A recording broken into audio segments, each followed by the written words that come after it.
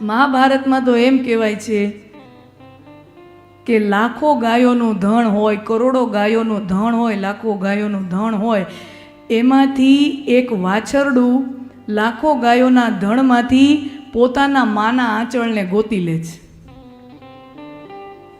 વાછરડું પોતાની જે ગાય છે, પોતાની જે માતા છે એના આંચળ ગોતી લે છે. એમ મારા ને તમારા અનેક જન્મોના કર્મો સમય આવે, તક આવે ત્યારે મને ને તમને કોઈ પણ રસ્તેથી પકડી લે છે. નિયત ક્ષણે, નિયત નિમિત્તે મને ને તમને પકડી લે છે. આ ડિવાઇન ડિઝાઇન છે, આ પરમાત્માની દૈવીય યોજના છે. તને મારવા વાળો ક્યારનોય જન્મ લઈ ચૂક્યો છે. આ વાત સાંભળી અને કંસ હવે મીઠી મીઠી વાતો થઈ, ગભરાઈ ગયો છે. એટલે હવે મીઠી મીઠી વાતો કરે છે પોતાના બેન અને બનેવી સાથે કે મારી પ્રિય બહેના દેવકી, જો હવે મીઠો મીઠો થઈ જાય છે. શું કામ? કારણ કે હવે ગભરાઈ ગયો છે. એ મારી બેના દેવકી, આપણો તો ભાઈ બહેનનો સંબંધ છે, આપણો તો ભાઈ બહેનનો વાલપનો સંબંધ છે. તે મને કેટલીય રાખડીઓ બાંધી છે, હવે એને બધી રાખડીઓ યાદ આવે છે. અચાનક જ હવે કંસને રાખડીઓ યાદ આવે છે. અચાનક જ કંસને હવે ભાઈ બહેનનો સંબંધ યાદ આવે છે.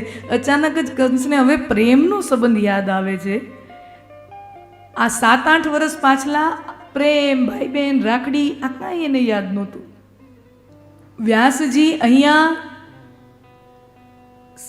કંસના પાત્રને સુંદર રીતે ઉપસાવે છે, હાઇલાઇટ કરે છે.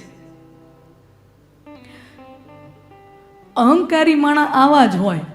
વ્યાસજી કંસના ચરિત્ર દ્વારા મને તમને સમજાવે કે અહંકારી વ્યક્તિ આવો જ હોય. જ્યારે એના દિવસો સારા હોય ને, જ્યારે બધું એના પ્રમાણે થતું હોય, જ્યારે એનું બધું એના વગ પ્રમાણે હાલતું હોય, એ કે તેમ થાય બધું, એ કેમ એમ દુનિયા ઉઠે, એ કે એમ બેહે, એના પ્રમાણે જ્યારે દુનિયા થતી હોય ને ત્યારે એના તોરા જોવા જેવા હોય. એ જમીનથી અધર હાલતા હોય ત્યારે એના તોરા જોવા જેવા હોય. હા, એ બધાને એવા આમ ઠેબા મારતા જાય અને હાલો જાય, ઠેબા મારતો જાય ને હાલો જાય. ઠેબા એટલે કંઈ લાતું જ ન હોય ને, ઠેબા એટલે સમજી જવાનું. બધાને આમ ઉડાડતો જાય ને પોતે જ સર્વે સર્વા, બીજા બધા તુચ્છ, હું જ મહાન, હું જ મહાન, બીજા બધા તુચ્છ તુચ્છ. એને કહેવાય ઠેબા માર્યા. બધાને ઠેબા મારતો જાય અને આગળ હાલતો જાય.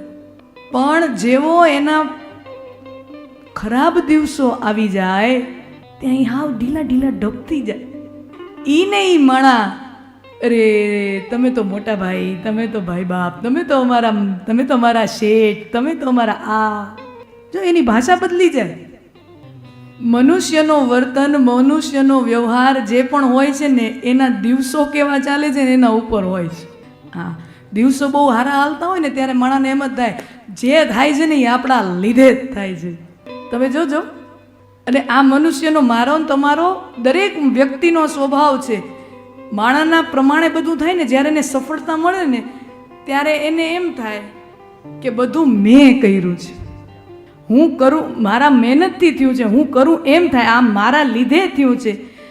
અને નુકસાન કોઈ થાય, ખોટ કાંઈક થાય, ભગવાનની કૃપા નથી થઈ. ખોટ થાય તો એમાં એમ નહીં કે આપણે જરાક બુદ્ધિ વગરનો નિર્ણય લીધો, એમ નહીં.